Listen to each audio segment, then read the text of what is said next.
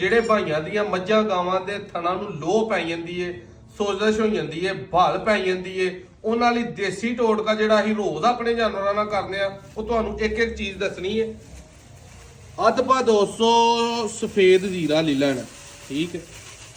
ਅੱਧ ਪਾ ਸਫੇਦ ਜ਼ੀਰਾ ਇੱਕ ਜਾਨਵਰ ਦੀ ਖੁਰਾਕ ਦੱਸਣ ਡਿਆ। ਤੇ ਸ਼ਟਾਕੀ ਇੱਕ ਕਾਲੀਆਂ ਮਿਰਚਾਂ ਲੈ ਲੈਣੀਆਂ ਨੇ, ਠੀਕ ਹੈ। ਅੱਧ ਪਾ ਕਾਲੀਆਂ ਮਿਰਚਾਂ ਲੈ ਲੈਣੀਆਂ ਨੇ, ਲਾਲ ਮਿਰਚਾਂ, ਠੀਕ ਹੈ। ਤਿੰਨ ਚੀਜ਼ਾਂ ਹੋ ਗਈਆਂ। ਵਿੱਚ ਮੋਟੀ ਇਲਾਚੀ ਪਾ ਲੈਣੀ ਹੈ, ਇੱਕ ਸ਼ਟਾਕੀ ਤੇ ਤੇਲ ਮੈਂ ਇਹਦੇ ਵਿੱਚ ਹਿਲਾਓ ਭਾਈ ਇਹਨੂੰ। ਤੇਲ ਮੈਂ ਇਹਦੇ ਵਿੱਚ ਪਹਿਲਾਂ ਹੀ ਪਾਇਆ ਹੈ, ਇਹਨੂੰ ਤੇਲ ਦੇ ਵਿੱਚ ਮਿਕਸ ਕਰਕੇ ਤੇ ਆਪਣੇ ਜਾਨਵਰ ਨੂੰ ਦੇ ਦੇਣਾ। ਜਿਵੇਂ ਮੈਨੂੰ ਗੋਤਾ ਲੱਗਾ ਨਾ, ਇਹਨਾਂ ਦੇ ਉੱਤੋਂ ਮੂੰਹ ਪਰਾਂ ਰੱਖਣਾ, ਭਾਲੇ ਦੇ ਨਾਲ ਲਾਈਏਗੀ। ਅਗਰ ਫਿਰ ਵੀ ਨਾ ਲੱਥੇ ਫਿਰ ਆ ਧਨੀਆ ਦੇਣਾ, ਲੇਕਿਨ ਇਹ ਥੋੜਾ ਥੋੜਾ ਦੇਣਾ। ਸਰਦੀ ਦੇ ਵਿੱਚ ਖਤਰਨਾਕ ਹੁੰਦਾ, ਗਰਮੀ ਦੇ ਵਿੱਚ ਫੌਰੀ ਦੇ ਲੈਣਾ। ਇਹਦੇ ਨਾਲ ਜਿਹੜਾ ਨਾ ਇਲਾਜ ਹੋਈਏਗਾ। ਵੀਡੀਓ ਅੱਛੀ ਲੱਗੇ ਸ਼ੇਅਰ ਲਾਜ਼ਮੀ ਕਰਨਾ। ਇਹਨੂੰ ਪਿੰਨੀਆਂ ਬਣਾ ਕੇ, ਪੇੜਾ ਬਣਾ ਕੇ ਦੇ ਦੇਣਾ। ਇੱਕ ਦਿਨ, 2 ਦਿਨ, 2 ਦਿਨਾਂ ਦੇ ਵਿੱਚ ਜਿਸ ਤਰ੍ਹਾਂ ਦੀ ਮਰਜ਼ੀ ਭਾਲ ਹੋਈ ਲਾਈਏਗੀ।